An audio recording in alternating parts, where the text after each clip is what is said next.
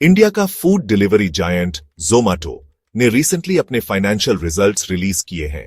तीसरे क्वार्टर के लिए फिस्कल ईयर 2025 के कंपनी का मार्केट कैप गिर गया है, अब ये $X बिलियन है। नेट प्रॉफिट में बहुत बड़ी गिरावट आई है, 57% ईयर ऑन ईयर गिरकर $Y मिलियन हो गया है। इस डिक्लाइन ने इन्वेस्टर्स और एनालिस्ट्स दोनों को चिंता में डाल दिया है। नंबर्स को क्लोजली देखने से पता चलता है कि कुछ चीजें अच्छी हैं और कुछ बुरी। Q3 FY25 का रेवेन्यू $Z बिलियन रहा, जो पिछले साल की सेम पीरियड के मुकाबले 20% ज्यादा है। ये ग्रोथ ऑर्डर्स में इंक्रीज की वजह से है, खासकर फेस्टिव सीजन में। लेकिन बढ़ते खर्चों ने इस पॉजिटिव डेवलपमेंट पर पानी फेर दिया, खासकर कंपनी के क्विक कॉमर्स आर्म ब्लिंकिट की वजह से।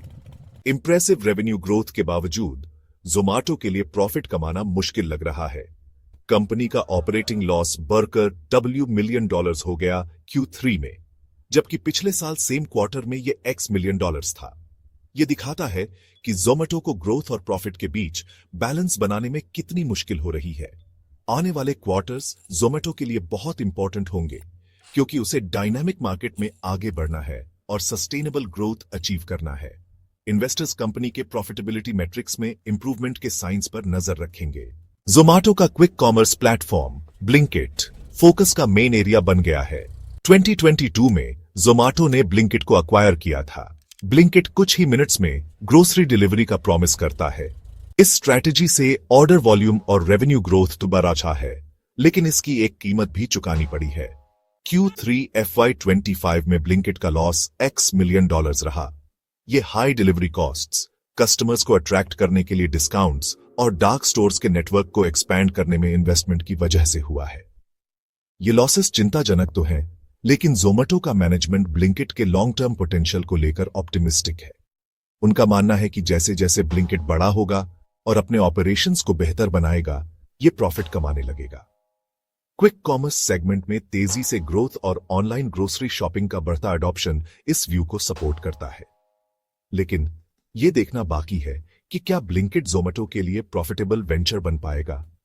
ब्लिंकिट का सक्सेस ज़ोमैटो के ओवरऑल परफॉर्मेंस के लिए बहुत जरूरी है।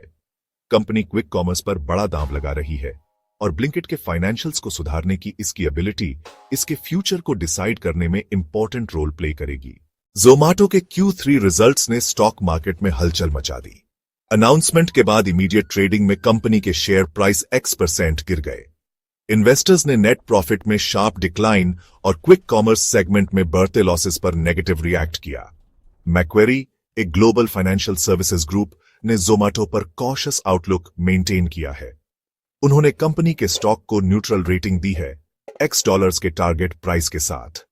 मैक्वेरी एनालिस्ट्स इंडिया में ऑनलाइन फूड डिलीवरी मार्केट के ग्रोथ पोटेंशियल को मानते हैं, लेकिन वो इंटेंस कंपटीशन और प्रॉफिट कमाने में चैलेंजेस को भी हाईलाइट करते हैं। उनका मानना है कि ज़ोमैटो का प्रॉफिट का रास्ता धीरे धीरे बनेगा और ये यूनिट इकोनॉमिक्स इंप्रूव करने और एक्सपेंसेस कंट्रोल करने की इसकी एबिलिटी पर डिपेंड करेगा। मार्केट के रिएक्शन से पता चलता है कि इन्वेस्टर्स के लिए प्रॉफिटेबिलिटी कितनी इंपॉर्टेंट है। रेवेन्यू ग्रोथ जरूरी है, लेकिन long term value ultimately profitability से ही आती है।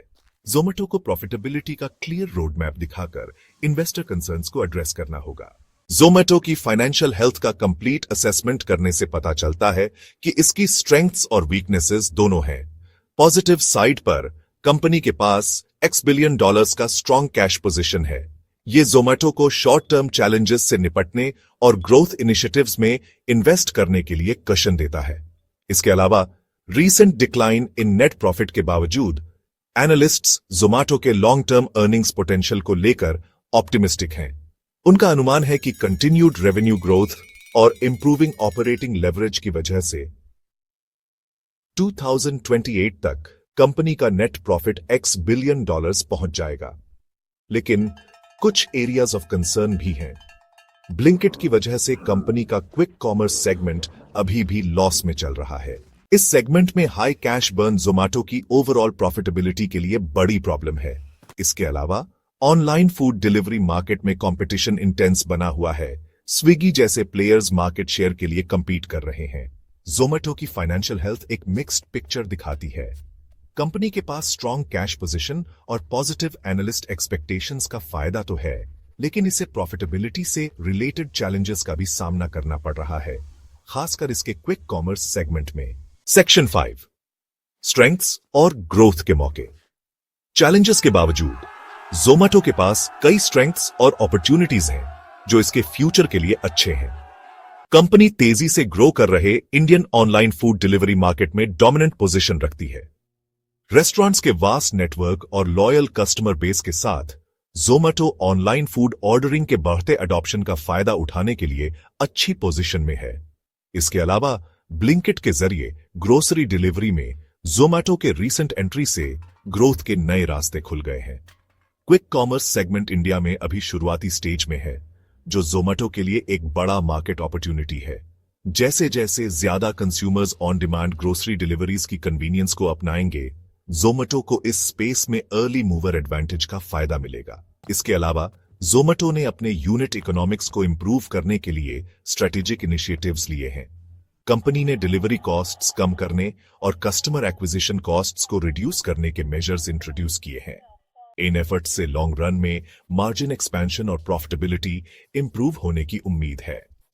ज़ोमैटो ऑनलाइन फूड डिलीवरी और क्विक कॉमर्स मार्केट्स में ग्रोथ अपॉर्चुनिटीज को कैप्चर करने के लिए अच्छी पोजीशन में है। इसकी strong market presence, strategic acquisitions और प्रॉफिटेबिलिटी इंप्रूव करने के इनिशिएटिव्स इसके ग्रोथ प्रोस्पेक्ट्स को बढ़ाते हैं। सेक्शन 6, वीकनेसेस और आगे के चैलेंजेस। ज़ोमैटो की मार्केट पोजीशन अच्छी है, लेकिन इसे सिग्निफिकेंट वीकनेसेस और चैलेंजेस का भी सामना करना पड़ता है। मेन कंसर्न्स में से एक है कंपनी की कंसिस्टेंटली प्रॉफिट जनरेट करने में इनेबिलिटी। स्ट्रॉन्ग रेवेन्यू ग्रोथ के बावजूद ज़ोमैटो इसे सस्टेनेबल प्रॉफिटेबिलिटी में कन्वर्ट नहीं कर पाया है, मेनली हाई ऑपरेटिंग एक्सपेंसेस की वजह से। इंडियन फूड डिलीवरी मार्केट में इंटेंस कंपटीशन एक और चैलेंज है। ज़ोमैटो को स्विगी से कड़ी कंपटीशन का सामना करना पड़ रहा है, जिसका कंपैरेबल मार्केट शेयर है। इन दोनों डोमिनेंट प्लेयर्स के बीच राइवलरी अक्सर एग्रेसिव डिस्काउंटिंग और प्रमोशनल एक्टिविटीज की तरफ ले जाती है, जिसका इंपैक्ट प्रॉफिटेबिलिटी पर पड़ता है। इसके अलावा ज़ोमैटो का अपने क्विक कॉमर्स बिजनेस ब्लिंकिट पर ज्यादा डिपेंड करना कॉम्प्लेक्सिटी का एक और लेयर ऐड करता है। जैसा कि पहले बताया गया है, ब्लिंकिट एक लॉस मेकिंग वेंचर है और इसके प्रॉफिट कमाने का रास्ता अभी अनसर्टेन है। इस सेगमेंट में हाई कैश बर्न ज़ोमैटो के ओवरऑल फाइनेंशियल परफॉर्मेंस पर असर डाल सकता है। ज़ोमैटो एक चैलेंजिंग एनवायरनमेंट में ऑपरेट करता है, जहां intense competition, high operating costs और कंटिन्यूअस इनोवेशन की जरूरत है। इन वीकनेसेस को एड्रेस करना और इन चैलेंजेस को इफेक्टिवली नेविगेट करना कंपनी के लॉन्ग टर्म सक्सेस के लिए क्रूशियल होगा। सेक्शन 7, ज़ोमैटो का इकोसिस्टम फूड डिलीवरी से आगे। इन सालों में ज़ोमैटो ने अपने कोर फूड डिलीवरी बिजनेस से आगे ऑपरेशंस एक्सपैंड किए हैं, सर्विसेज का एक डाइवर्स इकोसिस्टम क्रिएट किया है। ग्रोसरी डिलीवरी के लिए ब्लिंकिट के अलावा ज़ोमैटो कई दूसरे सब ब्रांड्स और सब्सिडियरीज ऑपरेट करता है। हर एक स्पेसिफिक कस्टमर नीड्स को केटर करता है। ज़ोमैटो प्रो एक subscription based loyalty programme frequent users को एक्सक्लूसिव डिस्काउंट्स और बेनिफिट्स ऑफर करता है। इस प्रोग्राम का एम कस्टमर रिटेंशन बढ़ाना और रिपीट ऑर्डर्स ड्राइव करना है। ज़ोमैटो गोल्ड एक और सब्सक्रिप्शन सर्विस पार्टनर रेस्टोरेंट्स में डाइन इन एक्सपीरियंसेस पर डिस्काउंट्स देता है, जिससे ज़ोमैटो की रीच डिलीवरी से आगे एक्सपैंड होती है। फीडिंग इंडिया ज़ोमैटो का not for profit arm India में हंगर और फूड वेस्टेज को एड्रेस करने पर फोकस करता है। ये इनिशिएटिव कंपनी के सोशल रिस्पॉन्सिबिलिटी गोल्स के साथ अलाइन करता है और इसकी ब्रांड इमेज एनहांस करता है। अपने ऑफरिंग्स को डाइवर्सिफाई करके और एडजेसेंट मार्केट्स में वेंचर करके ज़ोमैटो का aim multiple revenue streams create करना और अपने कोर फूड डिलीवरी बिजनेस पर रिलायंस कम करना है।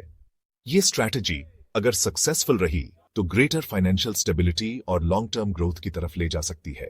सेक्शन 8, इंडिया में ऑनलाइन फूड डिलीवरी का फ्यूचर।